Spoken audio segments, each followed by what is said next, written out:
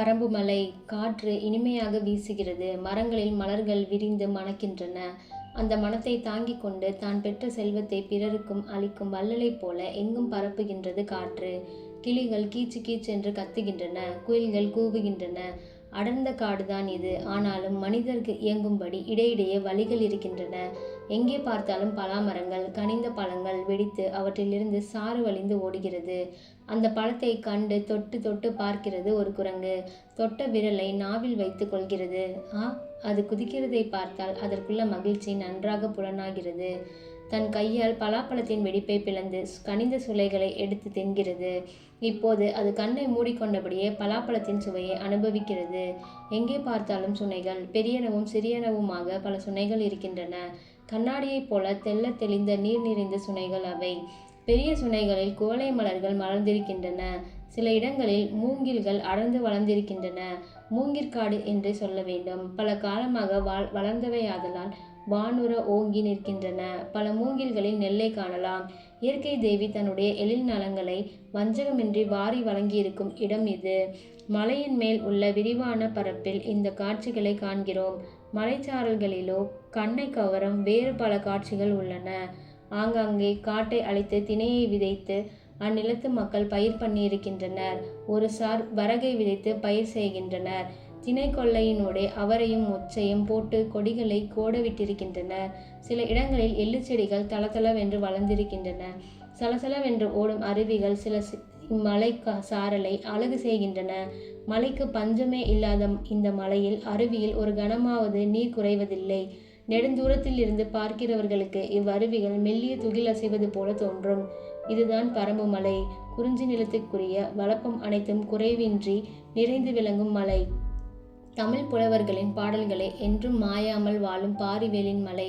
எளிதில் உணவுப் பொருட்கள் இங்கே கிடைக்குமானாலும் இங்குள்ள மக்கள் சோம்பல் இல்லாமல் பல தொழிலும் செய்வார்கள். திணையை விதைத்து பயிர் செய்து பாதுகாப்பது, வரகு எள் முதலியவற்றை விளைவிப்பது, பலாப்பழங்களை கொண்டு வந்து அவற்றில் உள்ள கொட்டைகளை எடுத்து மாவாக்குவது முதலிய செயல்களில் ஈடுபடுவார்கள். மலைக்கு கீழே உள்ள ஊர்களுக்கு மலையில் விளையும் பண்டங்கள் ஆகிய சந்தனம், தேன் முதலியவற்றை கொண்டு போய் விற்றுவிட்டு நெல், உப்பு முதலிய பண்டங்களை வாங்கி வருவார்கள். பரம்பு மலையின் நடுவில் மக்கள் வாழும் ஊர் இருந்தது. அதன் நடுவே இறைவன் திருக்கோயில் ஒன்று உண்டு. பாரிவேல் அவ்விடத்தில் அரண்மனை கட்டி வாழ்ந்து வந்தான். தனக்கு வேண்டிய அளவுக்கு ஒரு சிறு மாளிகை கட்டி கொண்டு அதில் இருந்து வந்தான். அவனுடைய வீரமும் கொடையும் தமிழ்நாடு முழுவதும் அறிந்தவை. ஆதலால் நாள்தோறும் பல இடங்களிலிருந்து அவனை பார்க்க புலவர் பெருமக்கள் வந்து செல்வார்கள். பாண்டி நாட்டில் இன்று பிரான்மலை என்ற பெயரோடு விளங்கும் மலையே பாரி வாழ்ந்திருந்த பரம்புமலை. சேர நாட்டிலிருந்தும் சோழ நாட்டிலிருந்தும் பாண்டி நாட்டிலிருந்தும் பல புலவர்கள் ஆறுகள் கடலை நோக்கி வருவது போல வந்து கொண்டே இருப்பார்கள். பாரி முடிவுடை மன்னர்களாகிய சேர, சோழ, பாண்டிய மன்னர்களை போன்றவன் அல்லன். அவன் ஆட்சியின் கீழ் சோழ நாட்டை போன்ற பெரிய மண்டலம் அமைந்திருக்கவில்லை.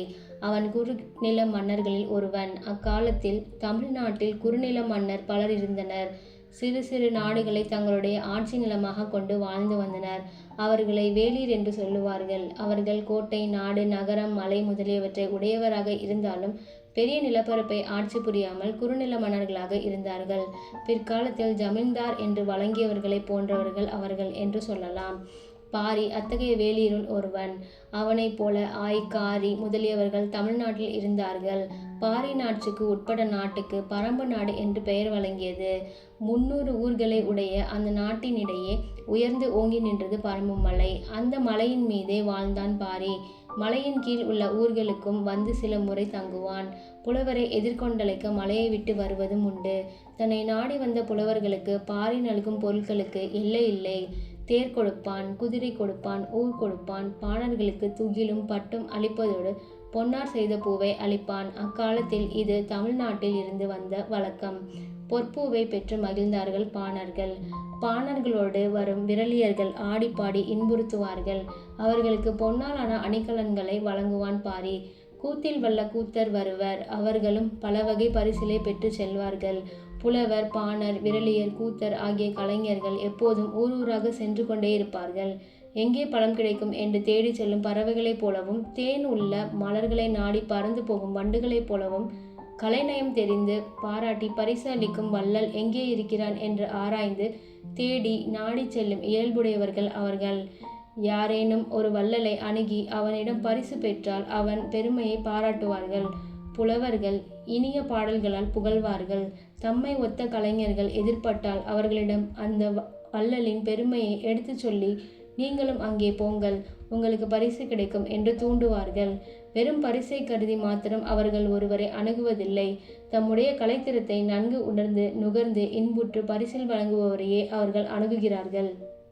கலையின் தரத்தை உணரும் வள்ளல்களையே அவர்கள் நாடினார்கள். வரிசை அறியாத பேய்கொடையாளர்களிடம் அவர்களுக்கு மதிப்பு உண்டாவதில்லை. பாரி வரிசை அறிந்து வழங்கும் வள்ளல். புறவர் பெருமக்களின் பொற்பை உணர்ந்து போற்றும் இயல்பும் புலமையும் உடையவன். பாணர்களின் இசையில் தன்னை மறந்து நிற்கும் பண்புடையவன். கூத்தின் வகையையும் குறிப்பையும் நன்குணர்ந்து கழிக்கும் கோமான்.